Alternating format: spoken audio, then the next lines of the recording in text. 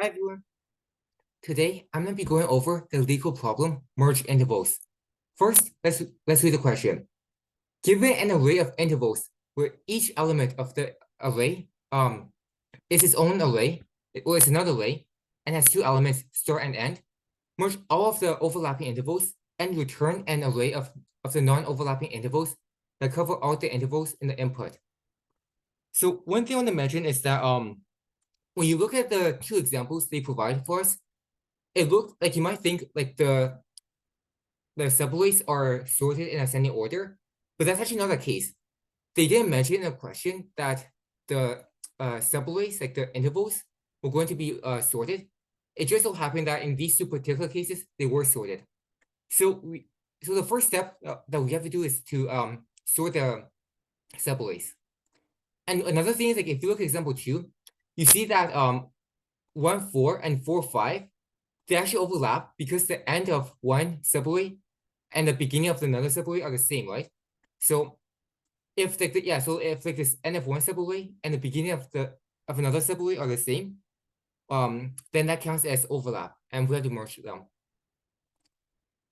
So what I'm gonna do is, like I mentioned, I'm gonna sort the subways first. So let me use Python pseudocode to do that.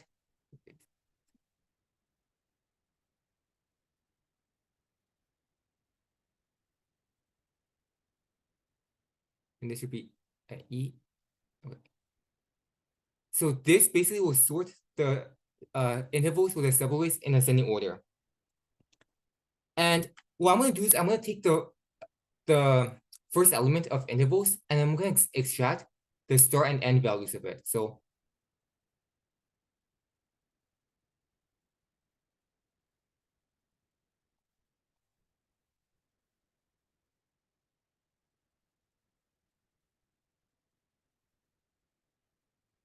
this just gives us like a baseline to work with. You'll see in a minute why I do this.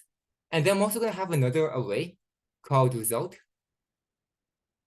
And this is going to be returned.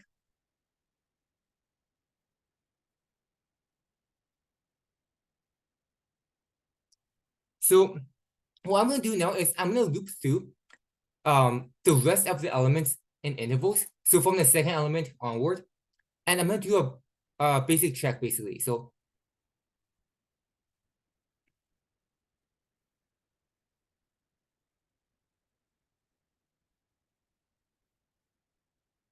and I'll abbreviate intervals to like int in this case.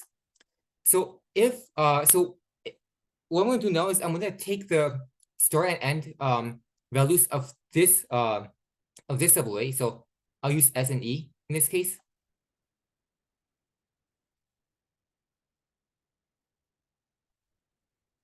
And what I'm going to do is, oh, sorry, that's a triple end bracket.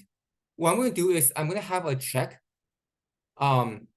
between the start and with S and E to see if they're overlapping or not. So if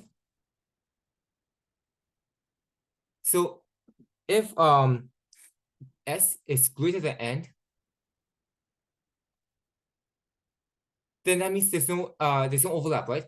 Remember, an overlap occurs if the start of the next interval is equal to or less than the end of the previous interval, right? So in this case, there's no overlap. I just say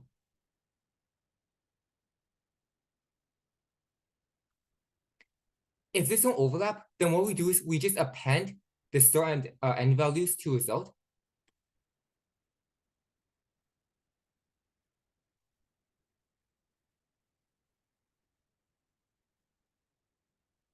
And now we're gonna update start and end to be S and E. So start is now S and end is now E. So this is a case if there's no overlap. If there is an overlap, so else, and let me scroll down a bit.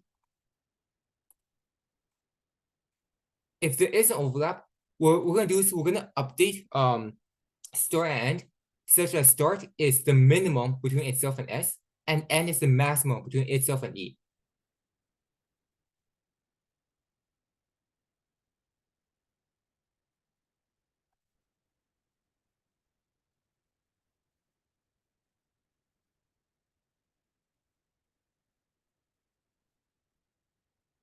And finally, after this for loop, we're gonna just append start and end to result one last time.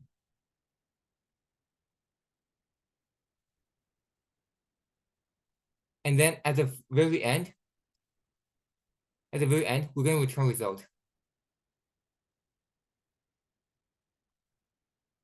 And let me do oh sorry, this should be start and end. My bad, sorry. This should be start and end, not S and E. Sorry.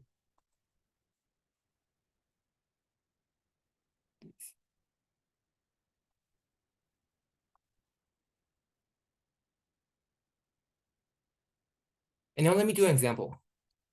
And again, let me move down a bit. So suppose that this is the array that's after we do the sorting. So we have this.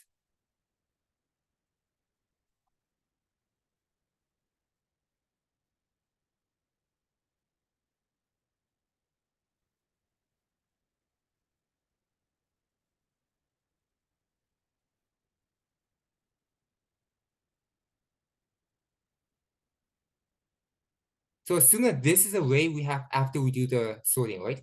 So our start is going to be 0. Our end is going to be 3. And our result, I'll just say res, is an empty array for now. So on the first iteration, our S is, so again, we're looping from the second element, right? So our S is going to be 5. Our E is going to be 6. We see that S is greater than N, right? Because N is 3 and S is 5. So S is greater than N. So that means there's no overlap, right? So we just append start and end to res and update the start and update the start and end values. So now res looks like this. Start is now 5 and end is 6. This is the first iteration. Now if I go to the second iteration,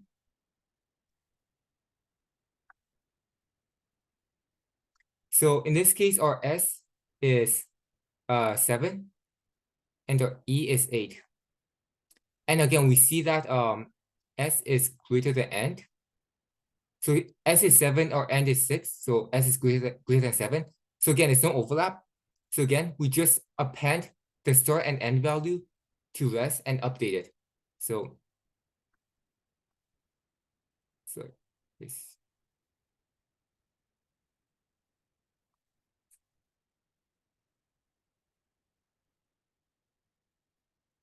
And start is now 7.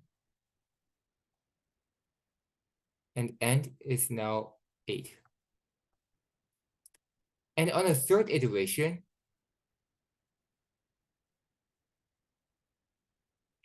we see that S equals to 8 and E equals to 10.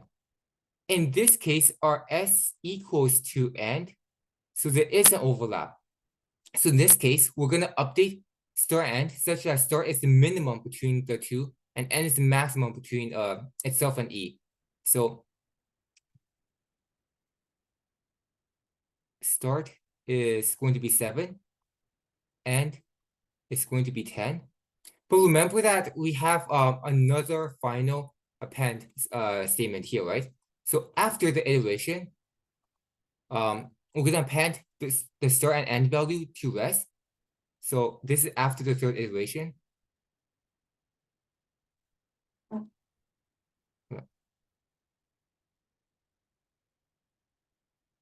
So previously this was 0, 3. And then we had 5, 6. And now we have 7, 10. And as it and finally we're going to return res.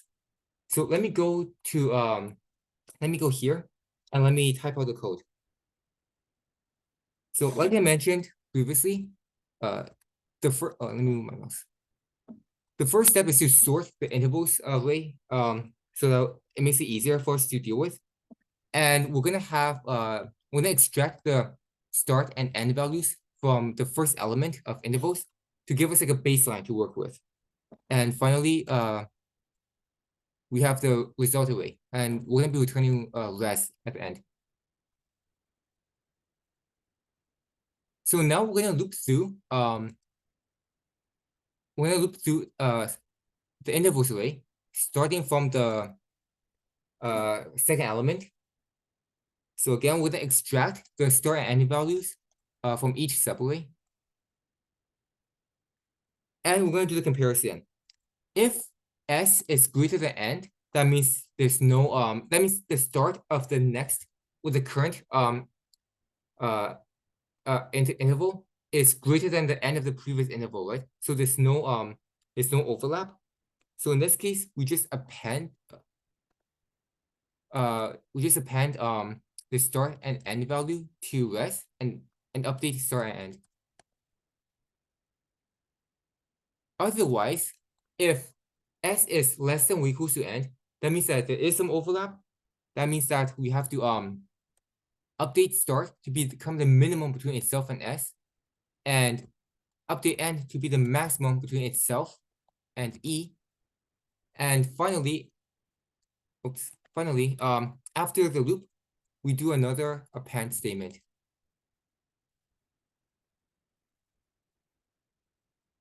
And like I mentioned, we return res at the end.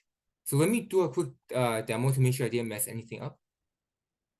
Looks good, and let me submit this.